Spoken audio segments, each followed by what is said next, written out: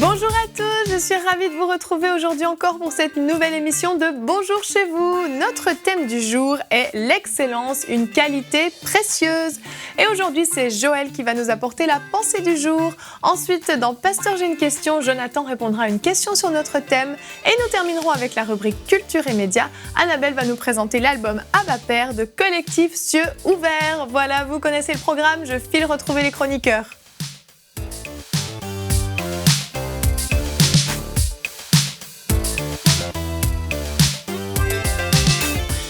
Bonjour tout le monde. Bonjour. Salut Evelyne. Vous sentez-vous excellent aujourd'hui? Non, parfaite. C'est fort, hein? Parfait, excellent. Quelle est la différence? Ah, nous y répondrons dans la rubrique Pasteur, j'ai une question tout à l'heure. Il y a une question. Une bonne question. Non, mais pour de vrai, vous êtes des gens excellents en général? Je pense qu'on vise l'excellence. On vise Ouais, c'est ça, l'excellence. de plus en plus, comme toujours. Comme toujours, avec De Frank, plus c'est en de plus en plus. plus parce que Frank va de gloire en Ouais, gloire. puis on peut voir aussi qu'est-ce qui nous tient à cœur dans comment on va servir dans cette chose-là. Des choses qu'on va... Négliger un peu Ouais, plus. c'est ça. Effectivement, effectivement. Donc, on va parler d'excellence aujourd'hui, comme on l'a dit. On va aller tout de suite à la pensée du jour.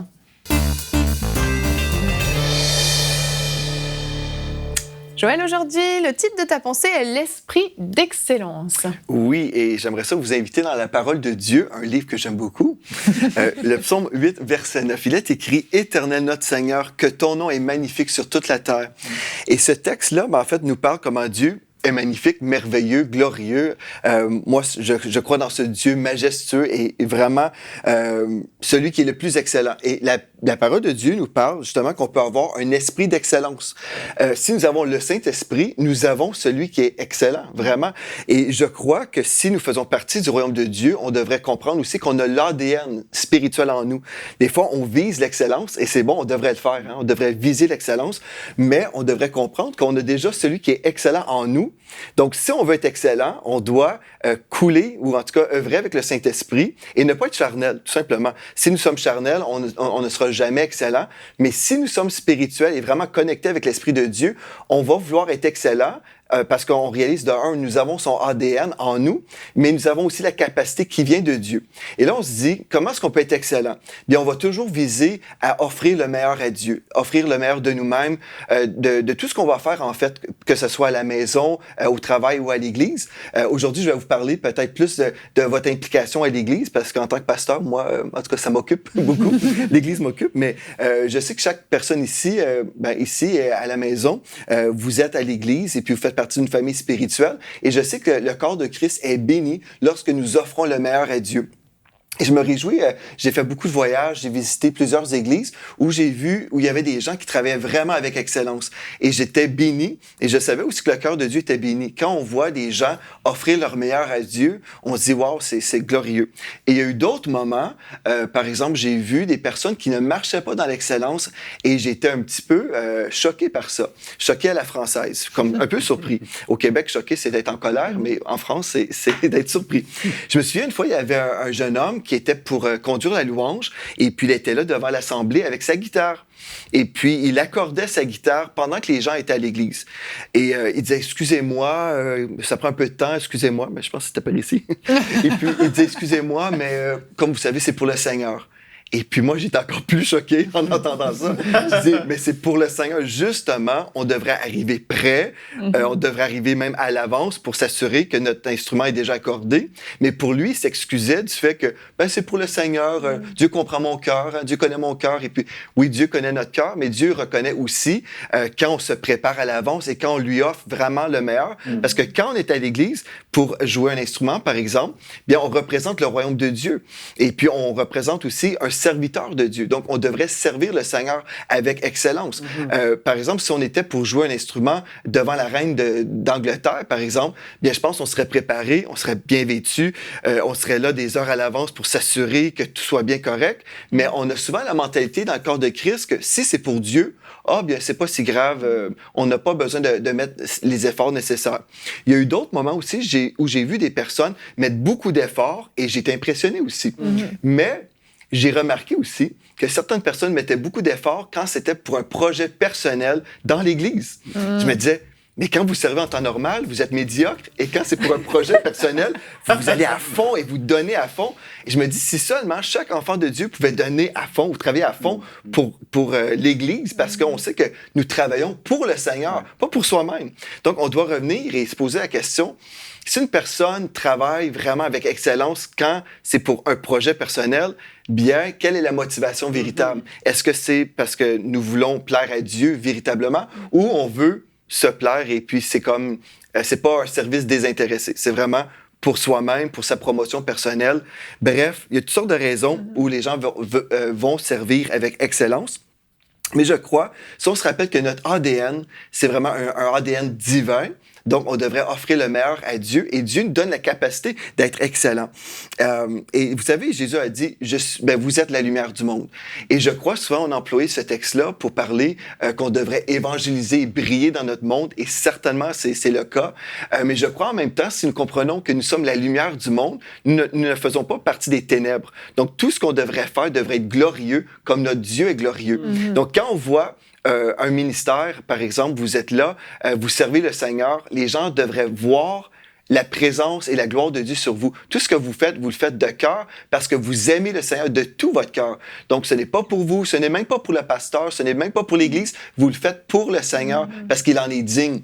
Mais si on ne comprend pas que notre Dieu mérite le meilleur, on va lui offrir vraiment le minimum. Souvent, c'est ça le cas. Et je crois, une des raisons pourquoi l'Église, en général, l'Église avec un grand E, est assez faible, parfois, c'est parce que les gens ont donné le minimum.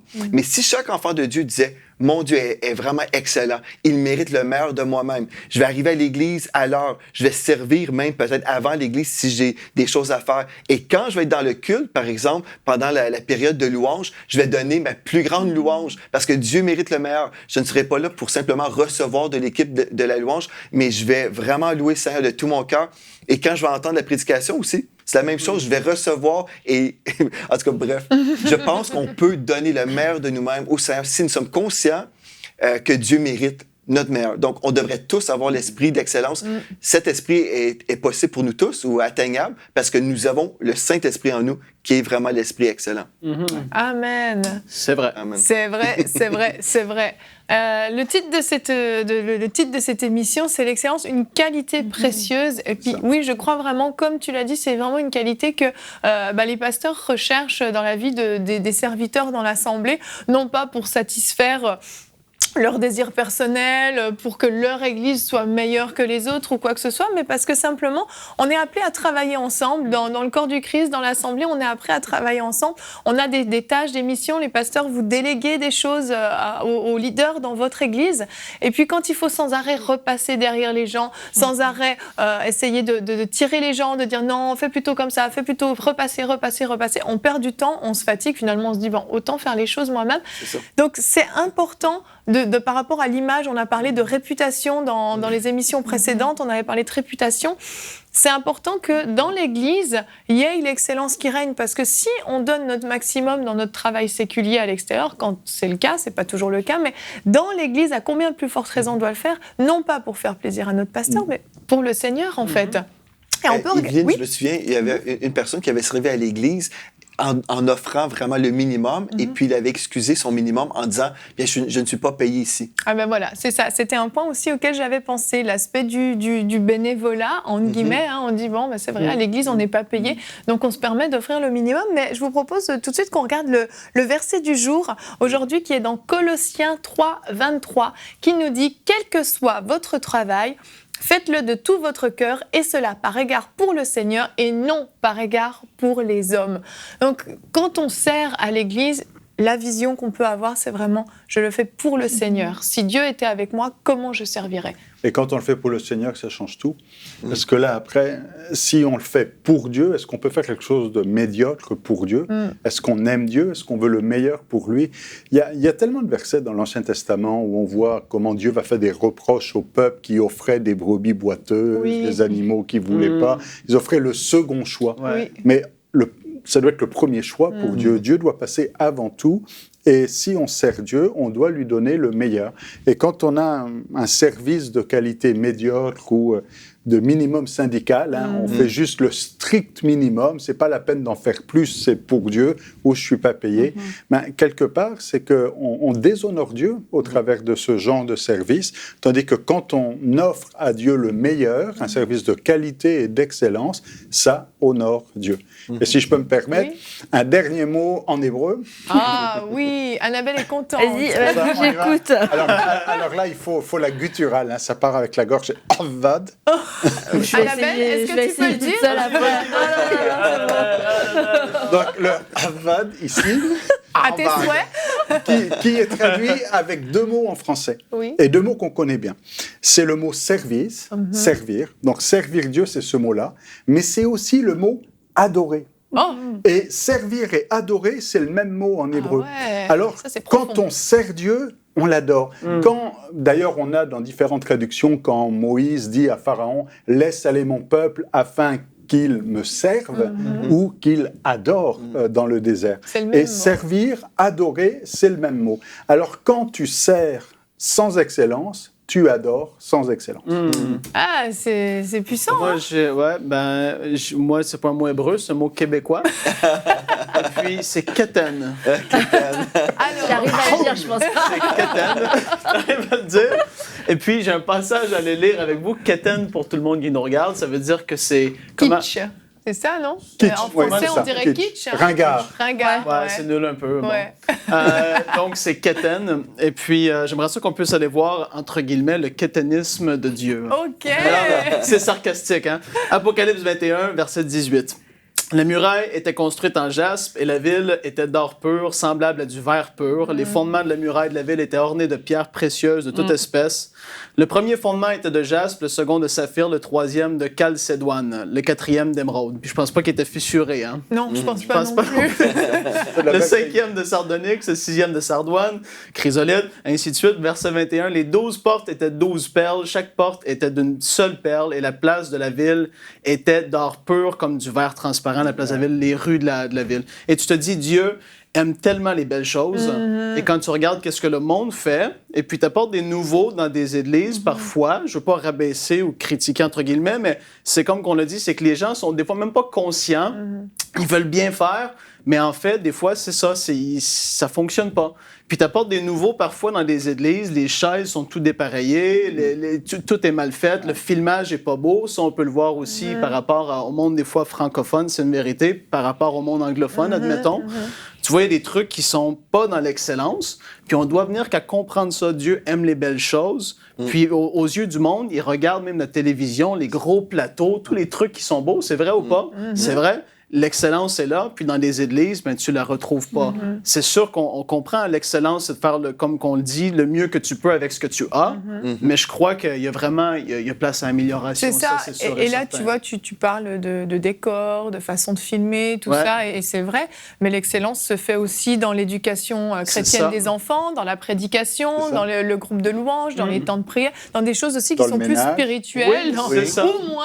Ben, c'est ça dans tous Mais les niveaux. dans, ouais. dans tous les niveaux, c'est ça. C'est pas juste une histoire. Peut-être certains De nous beauté, écoutent et se hein. disent ouais, mais bon, finalement, c'est un peu superficiel tout ça. Qu'est-ce que ça change si les chaises sont dépareillées, etc. Ouais. Mais c'est dans tous les niveaux. Si Ouais. tes chaises sont dépareillées, ça veut dire que l'estime que tu as pour l'assemblée, pour le service, Exactement. pour Dieu, que tu donnes pas ton maximum, que tu veux pas que tout soit parfait pour le Seigneur. Donc ça veut dire que dans les choses plus spirituelles, ça va être pareil aussi. Tu risques d'être dépareillé dans tes messages, Ouais. dans ton service plus spirituel. Donc ça s'applique à tous les niveaux. Il en connaît, fait. c'est vrai qu'il regarde au cœur, mais je veux dire, quand tu aimes quelqu'un, tu veux faire le mieux. Oui. Fait que si tu sais que Jésus serait là en chair et en os ce soir, il y aurait des bonnes chances que tu passerais la balayeuse, l'aspirateur, tout serait propre, hein, les choses seraient d'un côté naturel aussi. Je Une veux fois, dire, j'ai hein. visité un jeune couple dans l'église, un très jeune couple, mais elle a passé toute sa journée à faire les carreaux, à nettoyer toute la maison parce que le pasteur venait visiter à la maison. Wow. Je veux dire, bon, c'est que le pasteur, hein, mais quand c'est le Seigneur, imaginez. C'est ça. ça. Je veux dire, c'est ça. s'il y a des papiers par terre,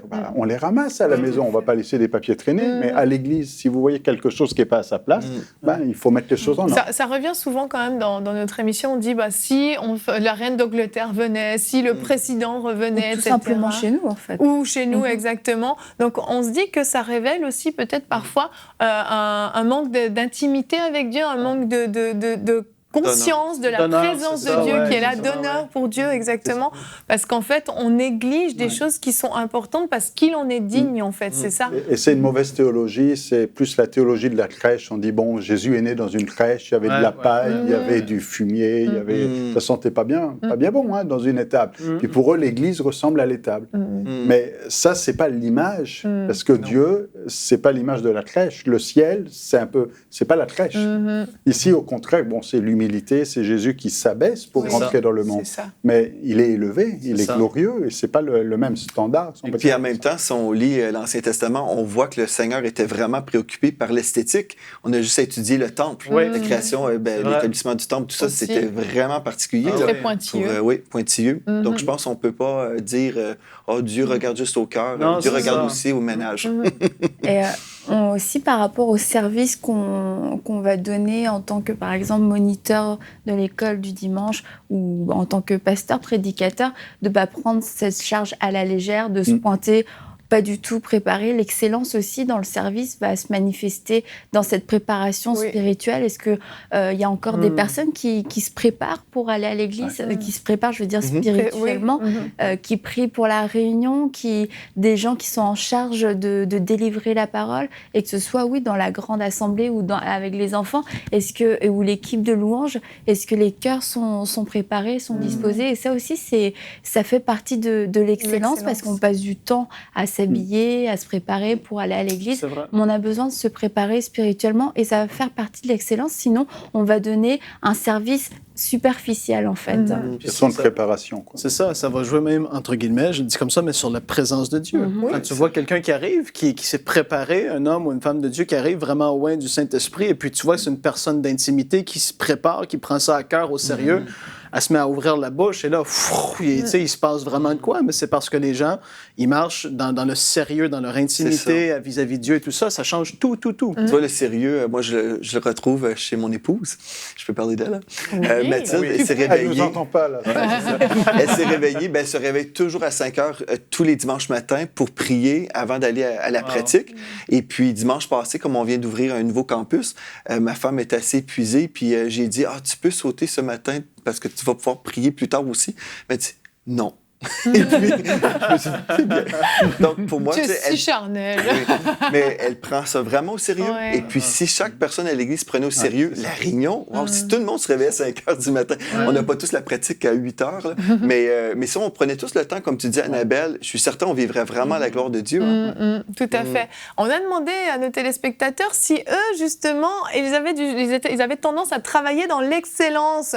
Et on voit que, je commence directement par le dernier point, le point C, 10% disent « je n'y arrive pas ». Donc, c'est carrément « je n'y arrive pas ». 74% « j'essaye de le faire ». 16% « oui, toujours ». Et je veux juste m'attarder sur ce 10% qui dit « je n'y arrive pas ».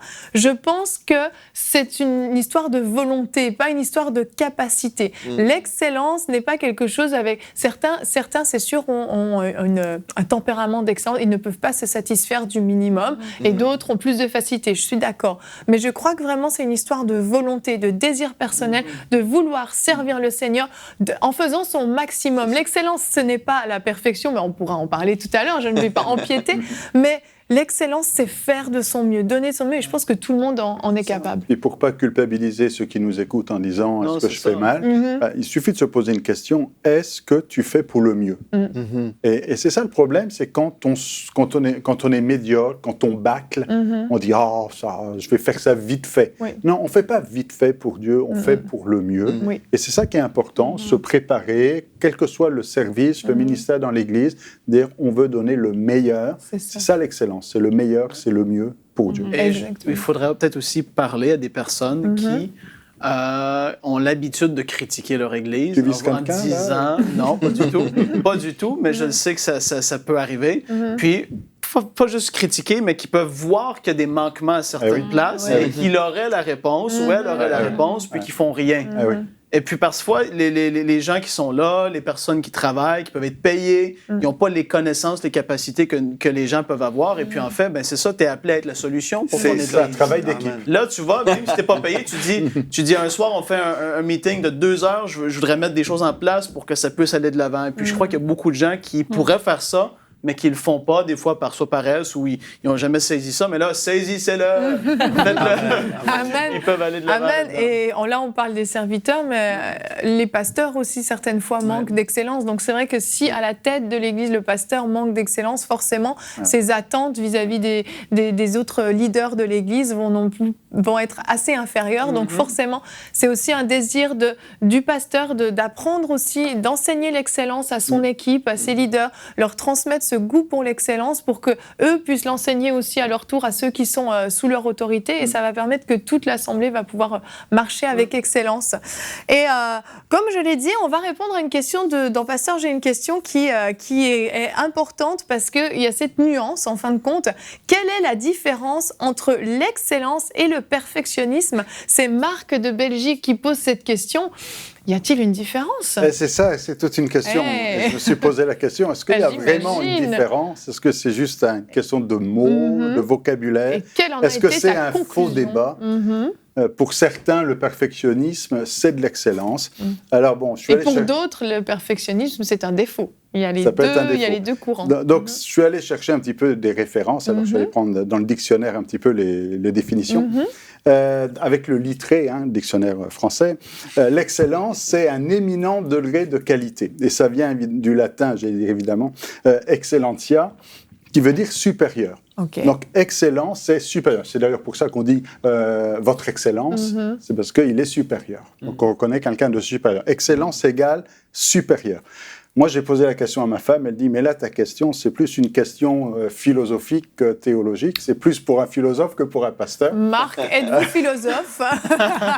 Alors, comme disait le philosophe grec, la barbe ne fait pas le philosophe, donc si j'ai pas de barbe, on va philosopher quand même. Le perfectionnisme, c'est un mot nouveau, ça fait que depuis 1955 que le mot existe. Ah.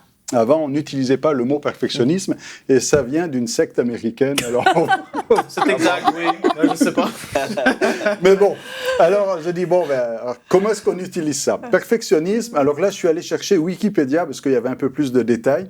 En psychologie, parce qu'en psychologie, le perfectionnisme consiste à se comporter comme si la perfection pouvait et devait être atteinte. Donc, chercher la perfection et sous une forme extrême, pathologique, donc là on voit qu'il y a un problème, le perfectionnisme considère toute imperfection comme inacceptable. Mais il y a une autre définition, au sens philosophique. Alors c'est pour ça que là, ça devient compliqué. Là, tu mets ta barbe. Voilà. Le perfectionnisme au sens philosophique désigne une théorie morale et politique cherchant à obtenir la plus grande perfection possible ou l'excellence. Okay. Et là, d'un point de vue théologique, on est un peu plus sous cette forme-là. Alors, je m'adresse à Marc, tu voulais dire... perfectionnisme théologique, philosophique ou... Allô, Marc? on va quand même revenir à ça. Bref, excellence et perfection, des fois, peuvent être synonymes, mais pas toujours. Parce que dans le langage courant, perfectionnisme a plutôt un sens péjoratif. D'ailleurs, le Larousse, un dictionnaire qu'on connaît mieux, le Larousse dit « tendance à vouloir tout faire avec un souci exagéré de la perfection ». Donc le perfectionnisme a un souci exagéré de la perfection. Et même, j'ai trouvé une définition à l'Université Laval, une université que je connais bien, ici à Québec, qui dit « le perfectionnisme quand le mieux devient l'ennemi du bien ». Le mieux, le bien suffit pas, il faut faire mieux que bien. Ou encore, je suis tourné vers une autre source encyclopédique, Anne Berceau, qui me dit non, excellence, c'est quand c'est tourné vers l'autre ou vers Dieu, et perfectionnisme, c'est quand c'est tourné vers soi, d'un point de vue égoïste. Wow. Excellence, c'est quand on veut faire les choses pour Dieu.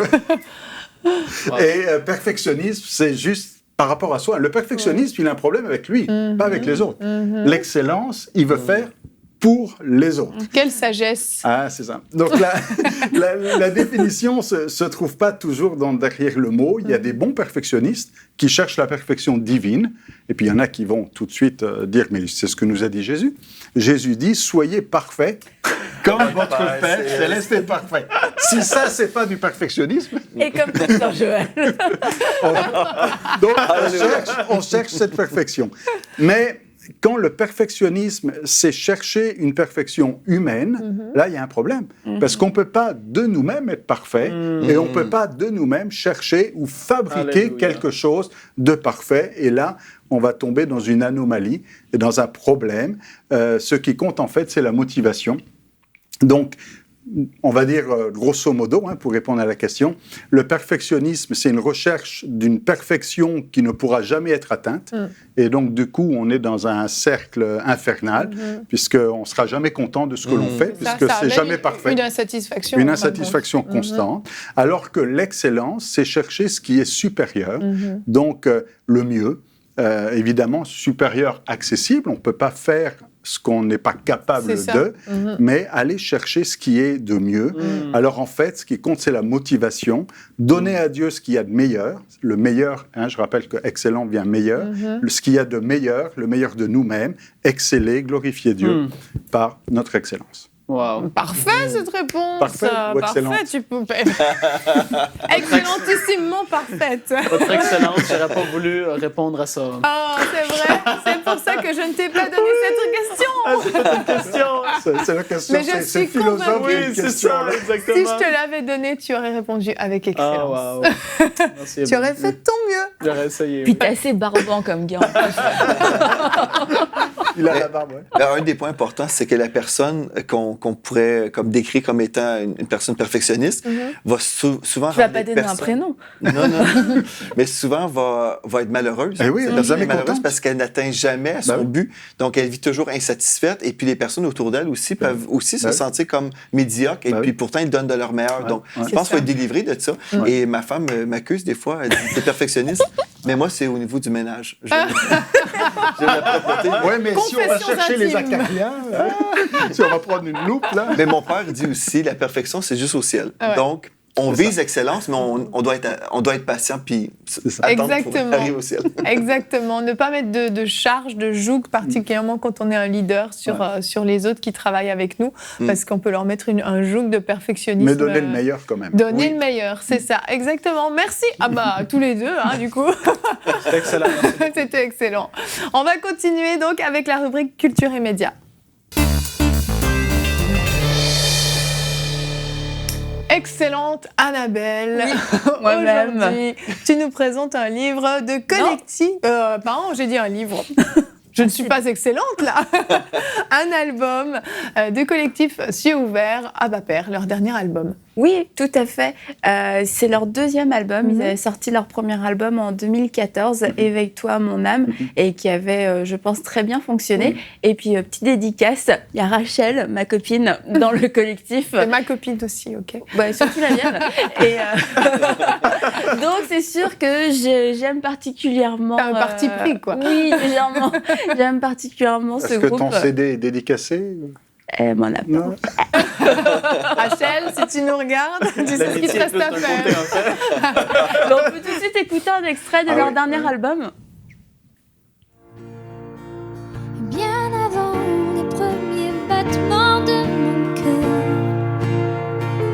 bien avant que je m'éveille à ta douceur, bien avant mes doutes, mes joies et mes douleurs, tu rêvais du jour où je pourrais t'aimer, tu rêvais du jour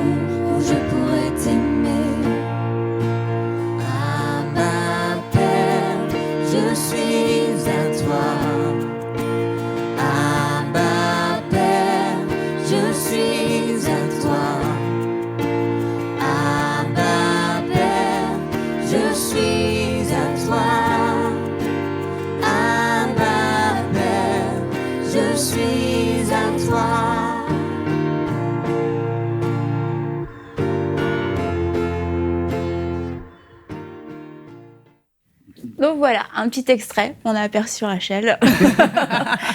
Donc vous voyez les 4 personnes qu'on a vues. Il y a Nishma Elisa Valbon, qui est la fille de Claude et Julia Payan, Samuel Olivier, et puis Rachel. Et c'est un album qui est sorti donc en 2017. Jérémy aime beaucoup cette chanson.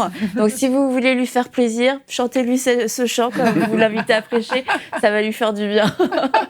Et en fait, je voulais, par rapport au sujet aussi qu'on a abordé aujourd'hui à l'excellence, je trouve que c'est des beaux projets, des belles initiatives qui sortent dans le monde francophone depuis les dernières années, des gens qui ont marché dans l'excellence parce que malheureusement, le monde chrétien francophone a été réputé pour faire des choses un petit peu médiocres qui sortaient, on était en 2000, mais on aurait dit que c'était des choses qui sortaient des années 80 et malheureusement, ça discréditait un petit peu l'Église et le message du coup, parce que c'était très... les gens étaient rebutés, vous sortez d'où? Vous sortez des années 80, qu'est-ce qui s'est passé? Et aujourd'hui, de plus en plus, il y a vraiment des belles choses de qualité qui sortent et le collectif en fait partie. Ils font des choses de qualité qui sont vraiment super à écouter, à regarder, des belles productions. Et puis en plus, c'est d'une vraie inspiration divine aussi. Ça suffit pas juste d'être beau quand même. Donc voilà, je voulais vraiment saluer ce travail et cette excellence. Le collectif. Félicitations. Donc l'album est disponible sur iTunes et puis sur toutes les plateformes, possibles de musique. C'est vrai que ça fait plaisir de voir de plus en plus maintenant quand même dans la francophonie, il y a des artistes comme ça, des artistes, j'aime pas trop le mot artiste pour les chrétiens, mais bon voilà, vous comprenez ce que je veux dire, des chantres. Des louangeurs. Des louangeurs, oui, c'est un très beau mot, qui émergent comme ça, puis qui décident de vraiment faire de la qualité, de prendre le temps d'aller dans de vrais studios, d'investir parfois aussi des sommes quand même financières pour sortir leur album.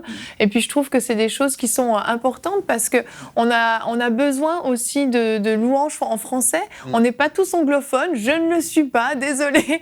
Et avoir de la louange en français, je trouve que c'est vraiment important d'avoir des nouvelles compositions. C'est ça, quelque chose de frais aussi dans nos églises pendant les temps de louange. Et puis tout ça demande quand même de travailler avec excellence. C'est du temps de composer des chants, de trouver les bonnes personnes pour s'attacher à nous, etc. De produire des vrais CD, des choses de qualité qui vont pouvoir être disponibles aussi partout dans la francophonie. Donc toutes ces choses quand même demande de l'excellence. Ça, puis ce qui est particulier avec ce groupe-là, c'est que c'est de la composition, c'est pas de la traduction, c'est de la composition, mais c'est des chants qui sont chantables dans une église. Oui. C'est pas un artiste qui fait un bel album et puis on l'écoute. C'est des chants qu'on peut chanter à l'église, reprendre, apprendre et puis chanter dans les églises francophones. Oui, c'est vrai. Ça, c'est bien, c'est quelque chose de frais, en fait, aussi, une nouvelle composition. Et j'aimerais préciser, vous pouvez suivre le collectif des Cieux ouverts sur leur page Facebook. Ils font pas mal d'événements. Dernièrement, ils ont participé à des rassemblements en France, Holy Night. Ils ont fait la louange. Donc, vous pouvez les retrouver dans plusieurs villes en France. Suivez leur actualité. Comme ça, s'ils passent dans votre ville, vous pourrez profiter d'un bon moment de louange et rencontrer Rachel. Décidément, j'aime beaucoup Rachel. Hein. Vu que je l'appelle pas très souvent, j'essaye de me racheter. Bon, Rachel, j'espère au moins que tu regardes cette émission, sinon ça n'a servi absolument à rien. Annabelle a perdu ton numéro de téléphone. Il faudrait que tu la Je sais contactes. même pas c'est qui Rachel dans le groupe, en fait. Rachel, c'était celle qui avait les cheveux au carré avec une petite veste en cuir. Pour tout le monde, ils vont savoir c'est qui, finalement. Tu voulais pas que je le dise? Moi, ça me fait penser, vite fait, à qu'est-ce que EMCI fait avec Hosanna par rapport à la musique et tout ça. Ça met toutes sortes d'artistes, c'est ça, sur une plateforme. Puis, je pense qu'on a tous écouté Hosanna pour prier à la maison ou en tout cas dans la voiture ou peu importe. Puis, c'est une bénédiction énorme. Ce qui est merveilleux d'Hosanna aussi, c'est que cette émission-là est ouverte à toutes sortes de styles. Oui. C'est de qui je parle. Même le mien. Non, mais c'est vrai, il y a vraiment pour tous les genres. Hein? Donc, visitez enseigne-moi.com. Petite pub. Non, mais c'est vrai que c'est vraiment important, je trouve, de le dire. Et puis, j'aimerais encourager les chrétiens qui sont dans un groupe de louanges ou qui savent qu'ils ont un talent en eux, de pouvoir vraiment servir avec excellence dans ce domaine-là aussi, que ce soit le dimanche au moment de la louange pour l'assemblée, mais aussi en sortant des albums, en faisant des clips de qualité aussi. On le voit, enseigne-moi pour MCI, on a du mal à trouver des clips francophones de qualité. Il y en a très très peu parce que on prend pas forcément le temps de le faire, puis ça prend de l'énergie, ça prend du temps de faire ça avec excellence. Et comme disait Annabelle tout à l'heure, l'excellence, c'est déjà la préparation. Et en ce qui concerne la musique, pareil. Il y en a qui veulent faire un album, mais des fois, ça vaut la peine de prendre des cours, d'aller rechercher des cours d'instruments ou de voix, de retravailler, d'améliorer pour faire les choses mieux. Pas simplement compter en disant, je vais faire un peu comme je peux, mais si on peut faire mieux, autant faire mieux. Je pense qu'il y a des gens aussi qui pensent que l'excellence, par exemple, on parle de vidéos, des albums, tout ça, les gens s'imaginent toujours, OK, il faut avoir de l'argent. Ou même à l'église, vous avez parlé de décors et tout ça, mais là, nous, on n'a pas les moyens. Mais en fait, l'excellence commence dans le cœur. Parce que si on a vraiment ce désir d'honorer Dieu, on a un projet, un rêve de vouloir faire un CD, par exemple, si c'est un projet de Dieu, bien les finances arrivent. Parce que là où il y a une vision de Dieu, la provision vient aussi. Donc, je pense qu'il faut faire attention de ne pas comme se supprimer ou supprimer nos rêves, disant on n'a pas les moyens. Les Américains, eux, font des choses excellentes, mais sont plus fortunés que nous, les francophones. Mais le même Dieu qui a béni le peuple anglophone, c'est le même Dieu. Hein? Oui. Et puis je crois qu'on peut vraiment percer justement quand on fait quelque chose avec excellence. On a souvent l'habitude de dire dans le milieu chrétien francophone, sortir un album, on va vendre quelques centaines d'exemplaires, sans plus.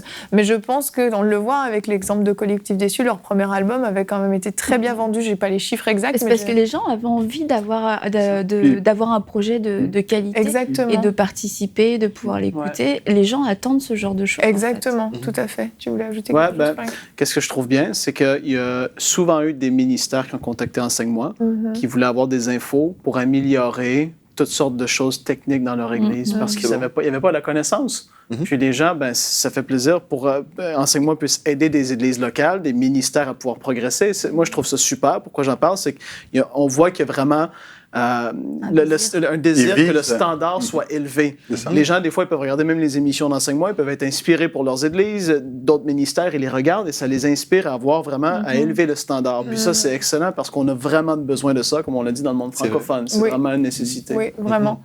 Et avant de terminer cette émission, je voulais juste, avant de clôturer, peut-être qu'on puisse adresser un mot à des pasteurs qui nous écoutent, qui disent « Oui, mais comment je peux faire, moi, avec mon équipe, avec mes leaders, pour leur communiquer ?» Je ne sais pas, l'un de vous deux, pasteur Joël. Si je peux, je ne sais pas si je peux, mais je pense que oui.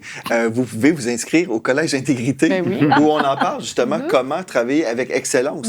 Et puis, c'est tout à fait gratuit. Donc, vous allez sur collègeintégrité.com, collègeintégrité.com, et puis vous vous inscrivez. Et puis, vous pouvez aussi inscrire toutes les personnes de votre église qui sont en service. Sans leur consentement? Non. Mais l'idée, en fait, je pense, c'est ça. Si on veut, on peut. Si on veut vraiment. Là. Il faut être stratégique. Il faut avoir une vision. On ne va pas arriver à l'excellence du jour au lendemain parce que ça nous est tombé dessus. C'est parce qu'on l'a voulu. C'est parce qu'on a voulu aller dans une position d'excellence parce qu'on veut faire mieux. Et si on veut faire mieux, on va se donner les moyens de faire mieux. On va se préparer, on va étudier, on va prendre des ressources. Et puis, c'est comme ça qu'on va arriver à quelque chose de plus en plus excellent. C'est ça. Et je pense que si nous-mêmes, on choisit de marcher dans l'excellence, on va être capable de communiquer ça. C'est ça, d'être un modèle aux gens qui travaillent avec nous. Il y a toute une équipe. Annabelle, tu voulais ajouter quelque chose? Non, je te vois. Parfait. Moi, oui. Dernier truc, c'est un côté peut-être plus naturel un peu de la chose pour des pasteurs, mais des pasteurs que ça fait longtemps, des fois, qui ont les mêmes gens qui travaillent avec eux tout le temps. Oui. Des fois, c'est de regarder dans l'Église à des jeunes qui peuvent être là, des personnes nouvelles, et de ne pas avoir peur d'aller leur demander, de commencer à enseigner sur l'excellence. Puis après ça, tu vas chercher des nouvelles idées. Puis juste, des fois, c'est très terre à terre, mais faire un meeting avec quelques nouvelles personnes qui vont apporter des idées fraîches, il faut le faire, parce que sinon, ça reste tout le temps dans les mêmes têtes, les mêmes mentalités, les mêmes ci et ça. Quand tu as quelqu'un qui arrive, des fois, et qui peut, entre guillemets, bousculer un peu le tout en voulant dire, mais ça, on pourrait faire ça comme ça, et là, waouh! c'est comme une bouffée d'air frais, en fait. T'as raison, puis il y a des potentiels parfois qui C'est sont ça. cachés, dont on ignore complètement Ouais, l'existence, et puis vraiment. on les met dans l'église tout à coup à certains postes, et puis là ça devient juste extraordinaire. Merci à vous tous pour cette émission excellente, et on va se retrouver demain, nous parlerons, notre thème sera « Ne cède pas à la colère ». On parlera de colère, le sondage « Êtes-vous » Nous répondrons à la question du sondage « Êtes-vous une personne colérique ?» Et nous aurons la rubrique « C'est mon histoire » avec le pasteur Pat Adbouloum qui nous a partagé son passé de violence. Voilà, une très bonne émission qui nous attend encore demain. Merci à tous de nous avoir suivis. À demain et bonjour chez vous.